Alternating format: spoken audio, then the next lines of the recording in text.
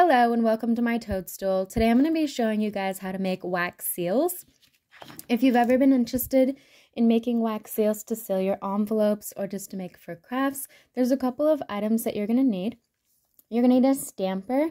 You can buy these on Amazon, Temu.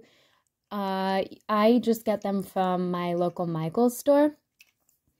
And there's one that I want to try.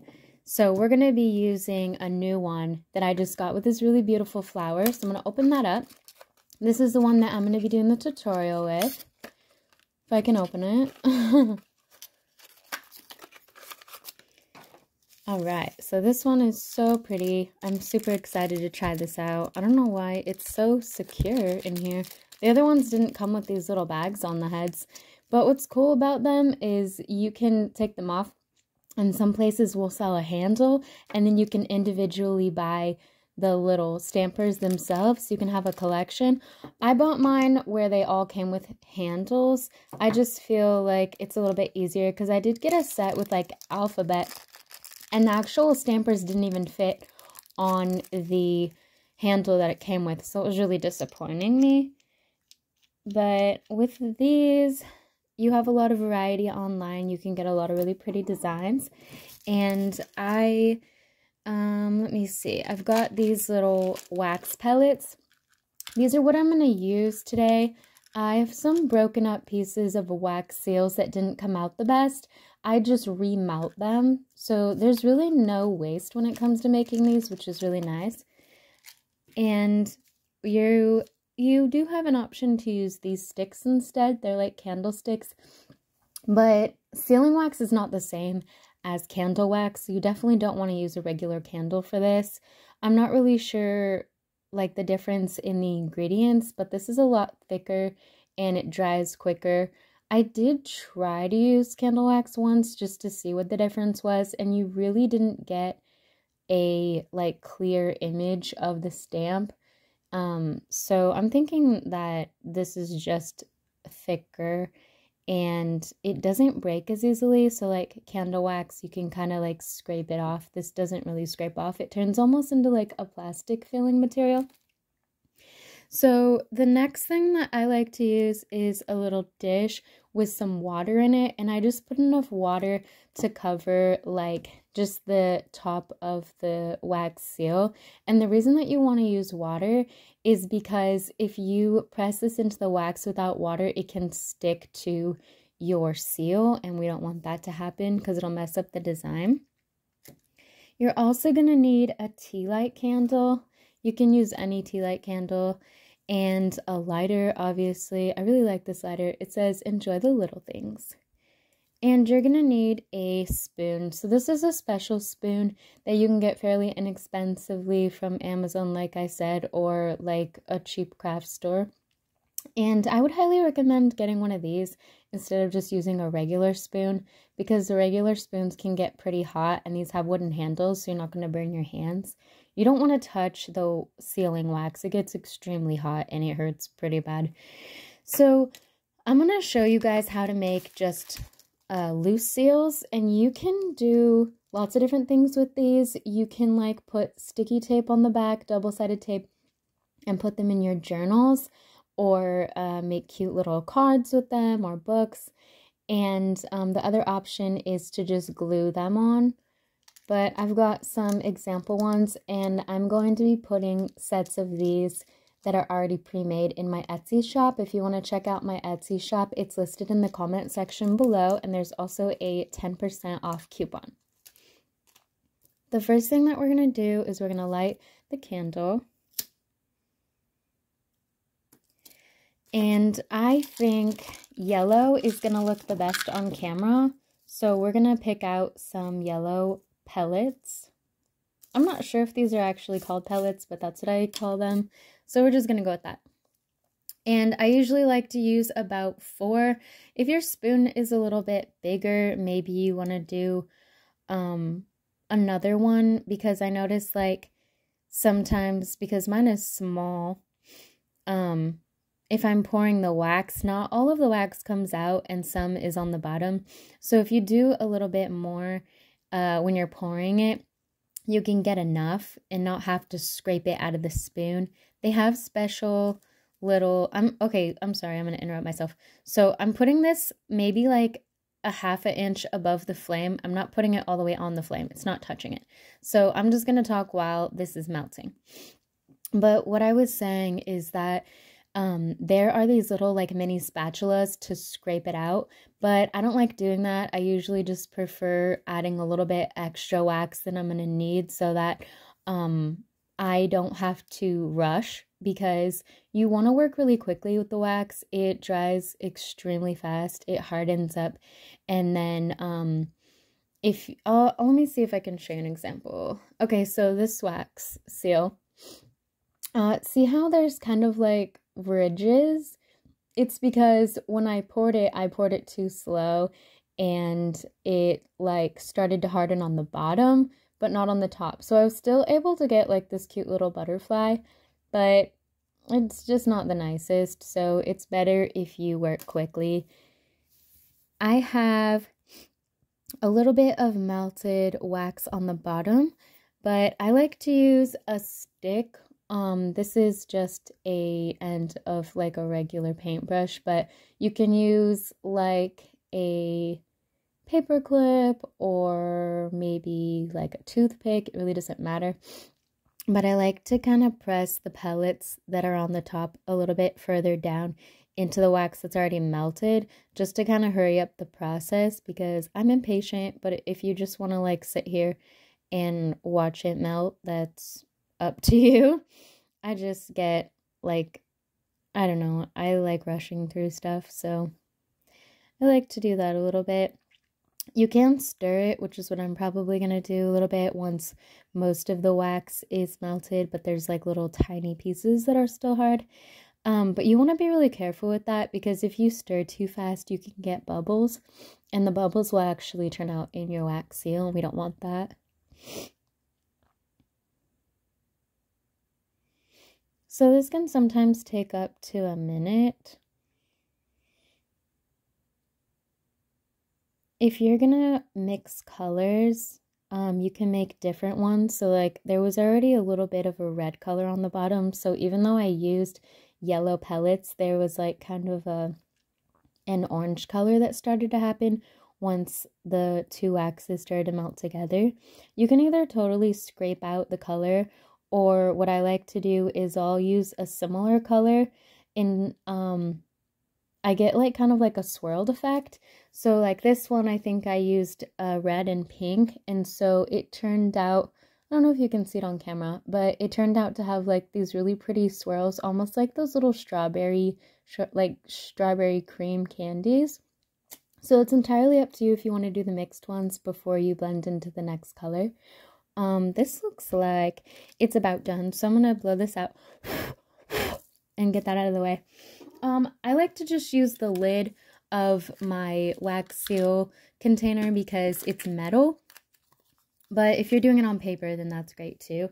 I'm gonna take my fancy new stamper and I'm gonna put it in the water like that, and then I'm gonna pour a little bit smaller of a diameter of my stamper, and I'm just gonna press it in and see how it kind of like starts to smush out the sides. It's gonna do that. That's why you want your circle of wax to be slightly smaller than your actual wax seal.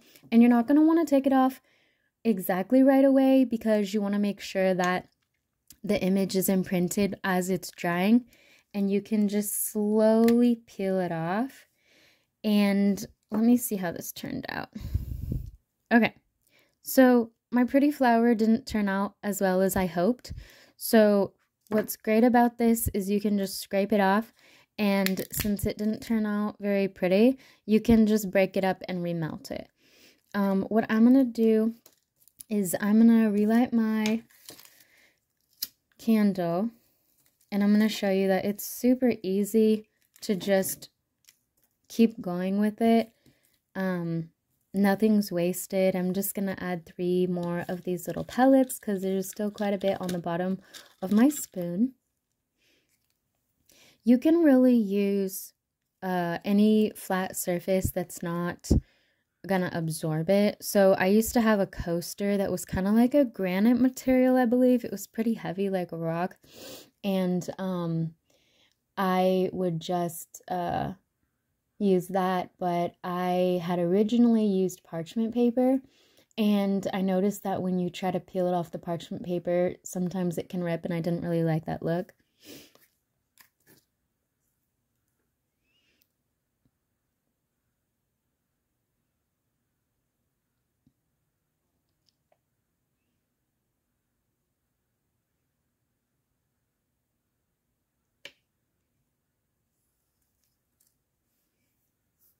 So like I said, just remember that you want to be careful not to put the spoon directly on the flame. You can turn the bottom of your spoon black, which can be washed off, but I just like to keep my stuff as nice as possible so it lasts long. And also what could happen is your actual wax can start to bubble up like it's boiling, I believe is what's happening. And so you want to make sure that you don't get a lot of bubbles. So if you notice a couple of bubbles like forming at the top, just lift your spoon up a little bit to make sure that you you don't have any bubbles forming. The bubbles will pop if you lift it away, but you can also poke them with whatever instrument you're using. And let's see what we're gonna do here. I'm gonna use a wax seal that's a little bit not like a little deeper, because like this flower is pretty shallow, but I wanted to show up in camera and the first one didn't work so well. So I'm gonna go ahead and do this one, which is just kind of like a cute little seal design. I mean, they're all seals, but I'm thinking like for a letter. So I'm gonna pour this on here. And I'm going to wait just barely a second, and then I'm going to place my seal right on top. I'm keeping my flame on right now because I'm going to show you guys how I put it on paper too. Okay, so I think that this should be about good. I'm just going to slowly lift it up. Okay, yeah, so that came out a lot better. You can definitely see this. I'm going to experiment with my new one and just see like some troubleshooting. Maybe it had too much water on it, or maybe I didn't leave it down. You can practice these. Oh, see, I touched it a little bit before it was dry. So I'm going to leave this to the side so it can fully dry before I pop it off the lid. And I have these cute little inserts that I use to thank people who order from my shop.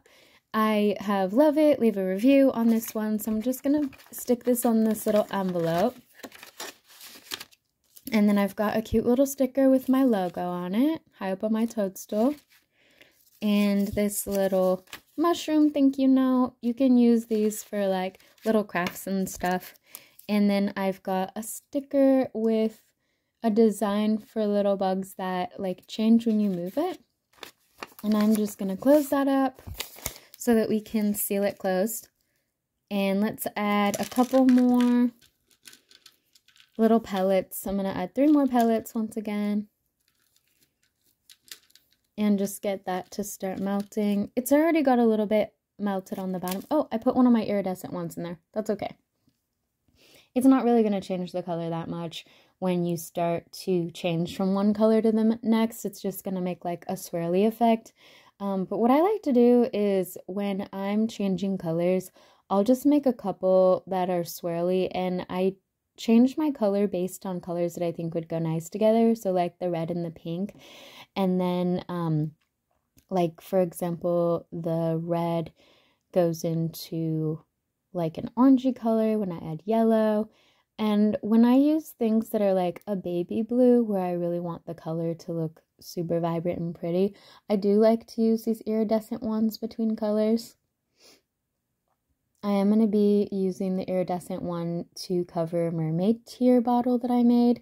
The mermaid tear bottle, I have a video that you can go watch that shows it in progress, but I'm by the time this video comes out, it's probably already going to be done in my shop. So if you'd like to just check my shop, then if it's in there, great, you can see it. And if not, go check out my other video. It's in one of my in progress videos.